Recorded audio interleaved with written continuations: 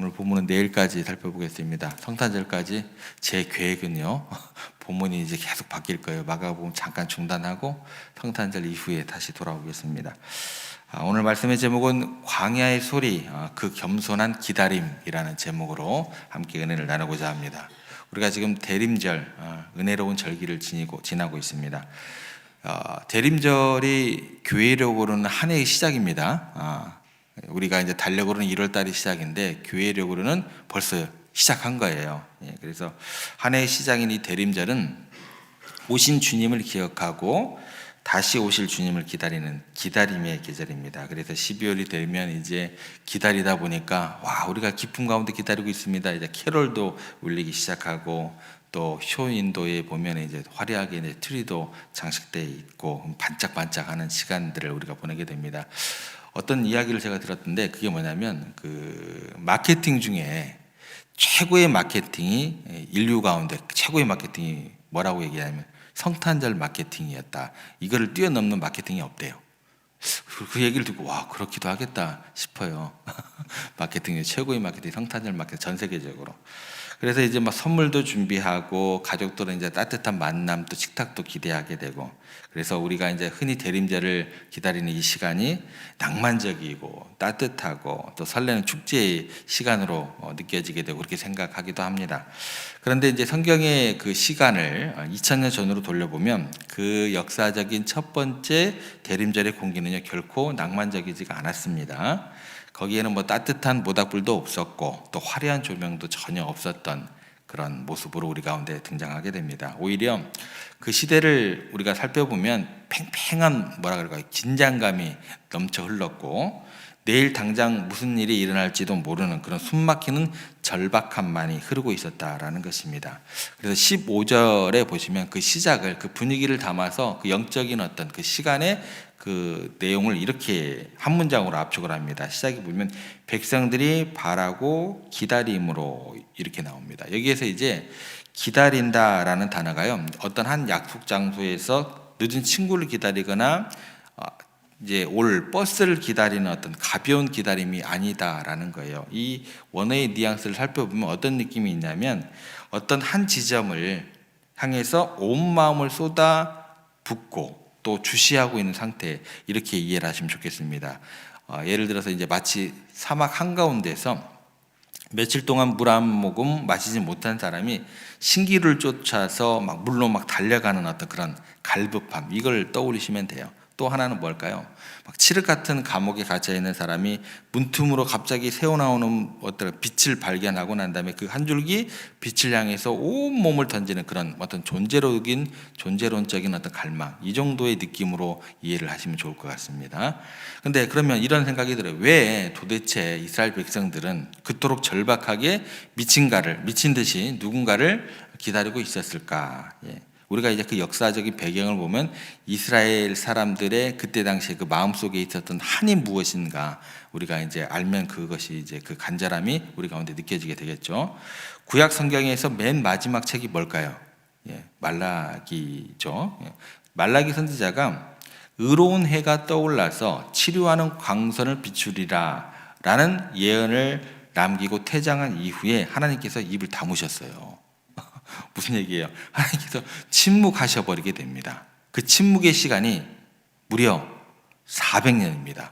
400년. 조선왕조가 몇 년이에요? 500년이죠. 400년 동안 하나님께서 침묵하셨다라는 거예요. 그리고 세계사를 보면 그 한 왕조가 500년까지 간 역사도 없어요. 근데 무려 400년 동안 입을 다무셨어요. 침묵하셔버렸습니다. 이 시간을 이제 신약학적으로 뭐냐면 신구약 중간기라고 얘기를 해요. 그러니까 말라기하고 마태복음, 마가복음서 시작하는 게 400년이다라는 거예요. 4년도 아니고 40년도 아니고. 그때 동안 선지자가 나타나질 않았어요. 하나님의 계시가 완전히 끊어졌다라는 겁니다. 그 사이 이스라엘의 역사는 처참했습니다. 페르시아가 물러가고 나니까 헬라 제국이 그들을 짓밟았고, 헬라가 물러가고 나니까 이제는 누가? 무자비한 로마 제국의 말발굽이 이스라엘을 짓이기고 있었다라는 거예요. 그러다 보니까 어떤 일이 벌어지게 되냐면 세금은 폭등하게 되고 종교 지도자들은 그들에게 위로를 주는 게 아니고 더욱더 타락의 길을 걷게 되더라는 거예요. 그러니까 이스라엘 백성들에게 있어서 이 400년은요 어떤 느낌이 드냐면 영원히 이거 끝나지 않는 거 아니야? 예, 기나긴 영혼의 겨울밤과도 같게 느껴지게 되었다라는 거예요. 그래서 이제 이때 당시 사람들의 마음 속에 의심이 이제 독보수처럼 스물스물 올라오게 돼요. 하나님께서 우리 버리신 거 아닌가? 예. 조상들이 말하던 그 메시아의 약속은 다 거짓말이 아닐까? 예. 영적인 갈증 또 허무 이런 것들이 이제 극에 달해 가지고 숨조차 쉬기 어려운 어떤 그런 백성들의 상태였다라는 겁니다. 근데 그 절망의 끝자락, 사람들이 기대했던 화려한 예루살렘 성전이 아니라 거칠고 메마른 유대 광야로부터 천둥 같은 소리가 들려오게 됩니다. 그 소리를 바랬던 사람이 누구냐면 여러분들이 잘 아는 세례 요한입니다. 근데 이 사람의 등장 자체가요, 그야말로 사람들에게 있어서 충격 그 자체였습니다. 왜 그러냐? 당시 종교 지도자들은요, 부드러운 실크 옷을 입고 왕궁을 드나들었던 사람들이에요. 로마의 눈치를 보면서 그들은 안락한 삶을 살았던 종교 지도자들이었습니다. 근데 요한은 달랐습니다. 거친 낙타 털 옷을 입었고 가죽띠를 띄었어요. 기름진 고기 대신 야생의 메뚜기와 석청을 먹었습니다. 이 모습을 본 다른 사람들은 몰라도 성경을 잘 아는 유대인들에게는 이 모습이 전율 자체, 충격 그 자체였어요. 왜 그러냐? 열왕기하 1장 8절에 나오는 사람이 하나 있습니다. 그 사람이 누구냐면 엘리야입니다. 이스라엘 역사상 가장 강력했던 선지자예요. 1장 8절에 보면 엘리야의 모습이 이 세례 요한의 모습하고 똑같았어요. 그러니까 성경을 조금 안다 하는 사람들은 이 세례 요한의 모습을 보고 전율 그 자체를 느끼게 됩니다. 무엇보다도 그의 메시지가 뭐라 그럴까요? 사람들의 썩은 환부를 도려내는 수술용 칼과 같았거든요. 강력합니다. 회개하라, 천국이 가까웠느니라. 독사의 자식들아, 이건 완전 욕이에요. 욕. 우리나라로 얘기하면 상욕이에요. 독사의 자식들아, 누가 너희에게 임박한 진노를 피하라 하더냐. 예. 이 거친 뇌침 앞에서 죽어있던 백성들의 마음이 이제 불이 붙기 시작합니다. 그래서 15절 하반절을 보시면 뭐라고 이야기를 하고 있냐면, 모든 사람들이 요한을 혹 그리스도신가 심중에 생각하니, 백성들의 마음이 막 이제 요동치기 시작하는, 아, 이 사람이야. 이 사람일까? 이 사람이야. 이 사람. 막 이렇게 요동치기 시작해요. 이 사람이 바로 우리가 400년을 기다려온 그 메시아다. 그러다 보니까 요한의 인기가 뭐예요? 하늘을 치솟게 됩니다. 이 인기가 어느 정도였냐면 시골에 있는 뭐 이렇게 밭을 가는 뭐 농부들 뿐만 아니라 예루살렘 고위 관료들, 또 군인들, 세리들까지 요한을 보기 위해서 구름대처럼 요한이 있는 광야로 이제 몰려 나오기 시작합니다. 그러니까 세상의 모든 스포트라이트가 지금 누구에게 집중이 되는 거예요? 단 한 사람, 요한에게 쏟아지기 시작합니다. 저는 이 순간이 요한에게 있어서 인생 최대의 위기였다라고 감히 말씀드립니다. 사람이 언제 넘어질까요? 사람이 언제 넘어질까요? 고난받을 때 넘어질까요? 아니에요. 실패했을 때도 아닙니다. 핍박받을 때는 더더욱 아닙니다. 오히려 내가 받지 말아야 할 영광이 내게로 쏟아질 때, 사람들이 나를 영웅으로 축켜 세우고 내가 마치 대단한 존재인 양 착각하게 만들 때, 바로 그때 사탄이 노리는 가장 치명적인 위기, 영적인 위기가 됩니다. 요한도 어떤 사람이었어요? 육신을 가진 사람이었어요. 왜 유혹이 없었겠습니까? 그저 침묵하고 가만히만 있어도 그는 뭐예요? 왕 대접을 받을 수 있었어요. 사람들이 와가지고 당신이 메시아입니까? 라는 질문에 세례 요한은 말 안 해도 돼요. 그냥 오묘한 미소만 지어도 그는 어떻게 돼요? 권력을 손에 가질 수 있어요. 아무 말 안 했는데 당신이 메시아입니까? 그럼 내가 메시아가 아닙니다라고 얘기를 해야 되는 거 아니에요? 아무 말도 안 하고 미소만 지어도 뭐가 되는 거예요? 내가 권력을 가질 수 있는 그 정도의 자리에 올라가 있었던 거예요. 누가요? 세례 요한이. 근데 세례 요한이 흔들리지 않았습니다. 그는 자신의 정체성, 자신의 위치를 정확하게 알고 있었습니다. 그리고 그가 흥분한 군중들을 향해서 찬물을 끼얹듯 단호하게 선을 긋습니다. 16절 보시면 이렇게 나옵니다. 나는 물로 너희에게 세례를 베풀거니와. 무슨 얘기요? 야, 너희들 번지에서 틀렸어. 그 얘기 지금 당황할 만한 어떤 백성들에게 하는 거예요. 나는 주인공이 아닙니다. 나는 그저 물로 씻는 흉내만 낼 뿐입니다. 나는 소리일 뿐입니다. 소리는 뜻을 전달하고 사라지는 게 맞습니다. 그리고 그는 그 사람들의 시선을 돌려가지고 자신의 뒤에 오실 진짜 주인공을 소개합니다. 뭐라고 나와요?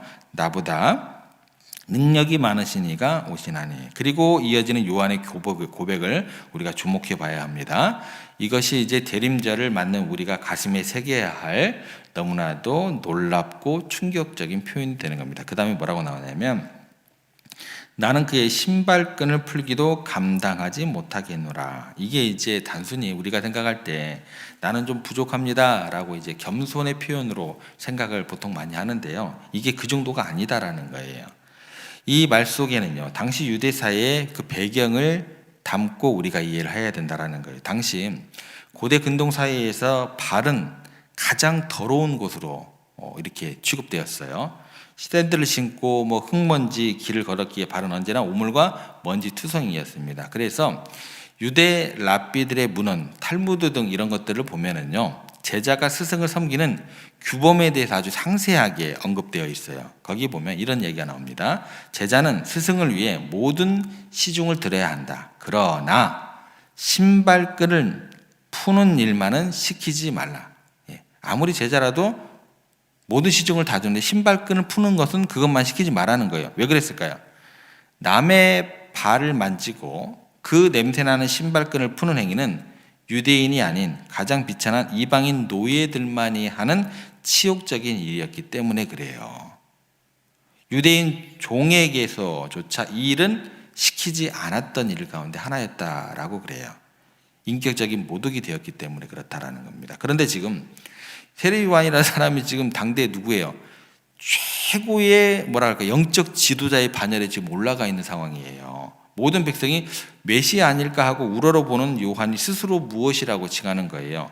나는 그분의 제자조차 될 자격이 없습니다. 나는 그분의 유대인 종도 못 됩니다. 나는 가장 비천한 이방인 노예만도 못한 존재입니다. 그분 앞에서는 나는 먼지와도 같습니다. 이 얘기를 하고 있는 거예요, 지금. 철저히 자기 부인, 또 처절한 나 자신. 요한이 자기가 누구인지 알았다라는 거죠. 자신은 빛이 아니라 빛을 증언하는 등불임을 알았고, 자신은 신랑이 아니라 신랑의 친구임을 알았다라는 거죠. 이것이 바로 요한이 광야에서 외칠 수 있었던 능력의 비밀이었다라는 겁니다. 사랑하는 여러분, 우리는 오늘 누구를 기다리고 있을까요?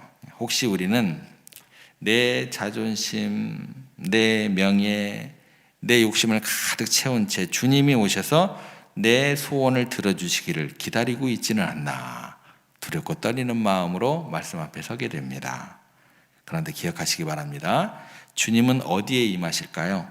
낮은 곳으로 임하신다라는 거예요. 물이 높은 곳에서 낮은 곳으로 흐르듯이 하나님의 은혜는 겸손한 마음, 낮아진 심령 가운데로 흘러 들어오신다라는 겁니다.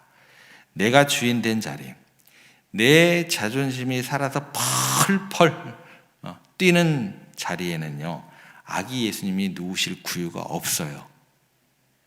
헤롯의 왕국에는 주님 절대 안 오십니다. 새로움이라는 것은요, 내가 작아질 때 찾아오는 거예요. 다 나 잘났다고, 와, 내가 교회에서 온 지가 얼마인데, 나 잘났다고 그러면은요, 내 자랑, 내 고집, 이 모든 것들이 무너진 빈자리에 비로소 우리의 왕 대신 주님께서 찾아오신다라는 거예요. 그때 진정한 왕으로서 우리 가운데 자리매김하게 되는 거잖아요. 요한복음 3장 30절에 요한이 이렇게 말했습니다. 그는 흥하여야 하겠고 나는 쇠하여야 하리라.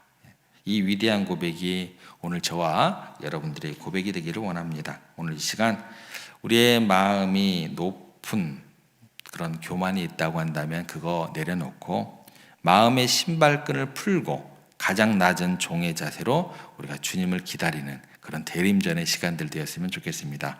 그 겸손한 기다림 끝에 놀라운 하늘의 영광이 우리들의 삶에 충만하게 임하게 되기를 그런 오늘 하루의 삶이 되시기를 주님의 이름으로 축복합니다.